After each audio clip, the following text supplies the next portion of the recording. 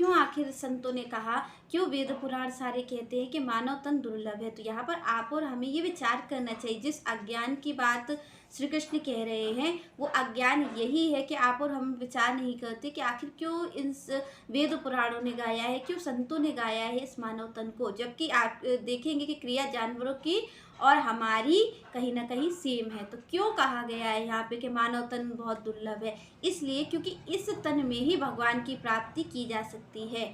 आप जानवर का तन पा करके, आप जानवर का शरीर पा करके आप भगवान की प्राप्ति नहीं कर सकते। केवल एकमात्र भगवान कहते हैं कि आज जितनी योनियां हैं 84 लाख योनियों में भगवान कहते हैं एकमात्र शरीर जो आपको और हमें मिल चुका है। भगवान कहते यही है वो द्वार। भगवान कह रहे कि खुला हुआ द्वार है ये, बाकी सब में द्वार बंद है। भगवान की प्राप्ति का एकमात्र साधन है वो है ये मानव तन। भगवान कहते हैं कि आखिर आप ये सोचिए कि आप किसी भी जन्म में पालेंगे तो आप नहीं पा पाएंगे। भगवान कहते हैं कि जो मानव तन मिल गया है ये आपके लिए उनके आने का मार्ग है। ये समझ लिया, आपको केवल बस चलना है, आपके लिए मार्ग खुल गया है।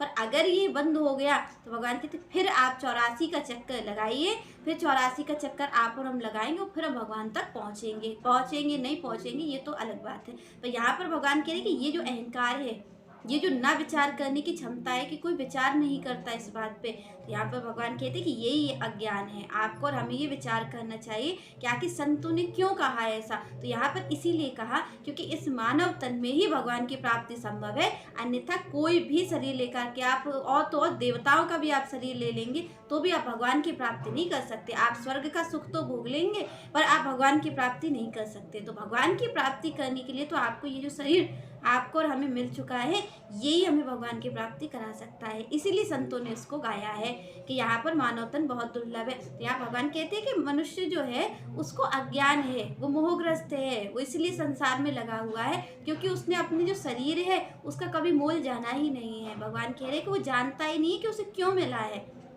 जैसे आप और हम हो और हमें कोई हीरा मिल जाए, क्योंकि हमें ये नहीं पता है कि इसकी क्या कीमत है, तो आप और हम क्या करेंगे कि एक पत्थर समझ करके ही हम उसका दाम लगा लेंगे, क्योंकि हमें पता नहीं है। क्योंकि हीरे की कीमत किसको पता होती है? जोहरी को पता होती है। तो आप और हमें तो अपने तन की कीमत नहीं पता है। इसी को भगवान अज्ञान कह रहे हैं कि भाई अभी तो आप और हमें पता ही नहीं कि हमें क्यों मिला है, कितना महत्वपूर्ण है, इसका कोई मोल नहीं लगा सकता। भगवान यहाँ कह रहे हैं कि व्यक्ति की एक एक सांस का तो तीनों लोक में कोई दाम नहीं दे सकता, कोई नहीं उसका मोल दे सकता है, जो कि एक एक सांस आपकी हमारी जा रही है। तो भगवान कह रहे हैं कि व्यक्ति कभी ये सोचता ही नहीं कि उसे क्यों मिला। यही अज्ञान की बात भगवान कह रहे हैं कि वो इतना मोहग्रस्त है, इतना वो संसार में लिप्त है, प्रकृति के तीनों गुणों से वो इतना लिप्त हो चुका है।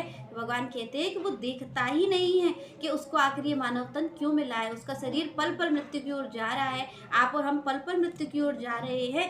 आपको और हमें लगता है कि जन्म हुआ है, पर जन्म क्या होता है कि जन्म होते ही हम मृत्यु की ओर जाने लग जाते हैं। जैसे ही हमारा जन्म होता है हम मृत्यु की ओर एक एक पग जाने लग जाते हैं। तो यहाँ पर भगवान कह रहे हैं कि उसको इतना अज्ञान है। भगवान इसी अज्ञान कह रहे हैं कि वो अपनी कीमत नहीं जान पा रहा है, वो अपना मोल नहीं लगा पा रहा है कि इतनी हमारा क्या मोल है। वो अपने आप को हीरे को, एक हीरे को जैसे आपको और हम पत्थर समझ करके बेच देते हैं, बस वैसे ही आप और हम इस तन का कर रहे हैं। ये भगवान ने हमें जन्म दिया है हीरे के समान, इसके क्या मोल हो सकता है? हम भगवान की प्राप्ति कर सकते हैं, और आप और हम क्या कर रहे हैं कि इसको एक पत्थर के समान बेच दे रहे हैं। तो भगवान कह रहे हैं कि यही अहंकार है, यही अज्ञान है उसका कि वो कभी देखता ही नहीं कि उसे क्यों मिला है। पर आगे यहाँ पर श्री कृष्ण कहते हैं कि जिसको ये हो गई है समझ कि मुझे ये शरीर क्यों मिला है, जिसने ये जान लिया है कि भगवान प्राप्ति का, श्री कृष्ण की प्राप्ति का एकमात्र साधन है, भगवान कह रहे उन लोगों को क्या करना चाहिए। आगे भगवान श्री कृष्ण कहते हैं कि किसी को तो ज्ञान नहीं है, वो तो अपने कार्य में लगा हुआ है। तो भगवान कहते हैं जो संसार में जो भौतिक कार्यों में लगा हुआ है, भगवान कह रहे कभी भी जो श्री कृष्ण को जानने वाले हैं, जो श्री कृष्ण के भगवत भक्त है, भगवान कह रहे उनको कभी भी ऐसे लोगों को विचलित नहीं करना चाहिए। भगवान कह रहे जो संसारी व्यक्ति है ना, भगवत भक्त, भगवान कह रहे जो मेरे भक्त है वो ऐसा जाकर के न करे कि उसको समझाने में लग जाए। श्री कृष्ण कहते हैं क्यों? क्योंकि ये समय को गंवाना है। भगवान कह रहे अपने समय को व्यर्थ गंवाना है ऐसे लोगों के प्रति अपना रख करके कि भगवान की प्राप्ति ऐसे हो सकती है। भगवान कह रहे ऐसे संसारी लोगों के सामने चर्चा नहीं करनी है। यहाँ पर श्री कृष्ण ने बहुत बार मना किया है इस चीज़ को, भगवान बार बार कह रहे हैं कि कोई मेरा भक्त ऐसे कार्य को न करे। भगवान कह रहे कि अगर आप ये सोचते हो कि ये संसारी व्यक्ति, ये अज्ञानी जीव भगवान कह रहे हैं कि अगर आप ये सोचते हो ना कि आपकी बातों से समझ करके भगवान की भक्ति करने लग जाएगा, तो भगवान कह रहे हैं कि ऐसा संभव नहीं है, क्योंकि वो इतना अहंकार में डूबा है, इतना मोहग्रस्त हुआ है कि उसे मेरी सुध आएगी ही नहीं। तो भगवान क्या कह रहे हैं कि जो मेरा भगवत भक्त है, जो मेरा भक्त है, भगवान कह रहे वो ऐसी क्रिया ना करे कि उनको जाकर के विचलित कर दे, उनको जाकर के कहने लग जाए कि आप भगवान का नाम जपो, जब आप जप करो, भगवान का नाम जप करो, क्योंकि श्री कृष्ण कहते हैं ये व्यर्थ को गंवाना है। भगवान कह रहे ये समय को व्यर्थ गंवाने जैसा है कि आप उसे समझा रहे हो।